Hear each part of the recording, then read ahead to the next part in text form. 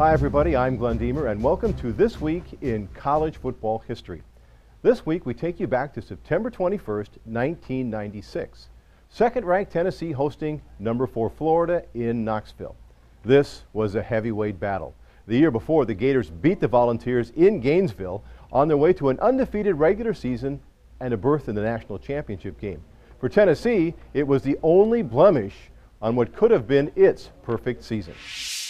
At the time, the biggest crowd in college football history, more than 107,000 jammed into Neyland Stadium.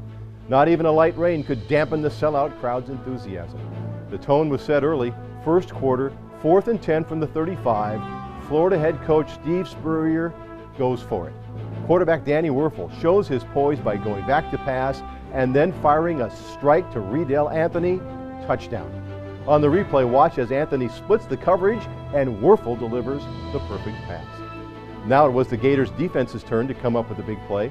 Peyton Manning's first pass is picked off by Tico Brown, and he returns it inside the 15.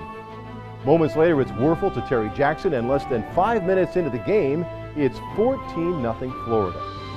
It's a great start, but Florida was hardly finished. Early in the second quarter, it's Werfel with a laser to Ike Hilliard touchdown. Then, after a Tennessee turnover, the future Campbell Trophy winner throws the fade to Jaquez Green for his 4th touchdown pass of the first half. On the very next possession, the Vols fumble, and Anthone Lott scoops it up and sprints to the end zone. Florida scores 21 points in less than 2 minutes to stun the Big Orange crowd. It's 35-0. Then it was up to the young Florida defensive coordinator Bob Stoops to hold off a determined group of Volunteers. The Gators picked off Manning on some crucial plays on the way to a 35-6 halftime lead. But give the Volunteers credit, they did not concede. Manning throws for a school record 492 yards and 3 second-half touchdowns, but it wasn't enough.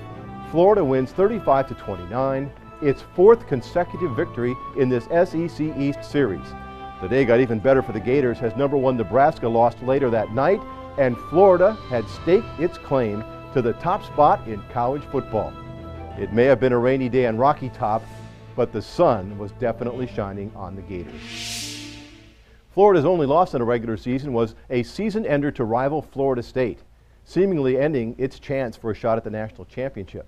But fate intervened, and the two teams met again in the Sugar Bowl for the title. This time, Florida easily beat the Seminoles 52-20 and won their first national championship. Tennessee finished the season 10-2, including a win over Northwestern in the Florida Citrus Bowl. But both teams' fortunes were determined on this day by an unforgettable game in Tennessee, September 21st, 1996. I'm Glenn Deemer, and thanks for watching This Week in College Football History, brought to you by the National Football Foundation.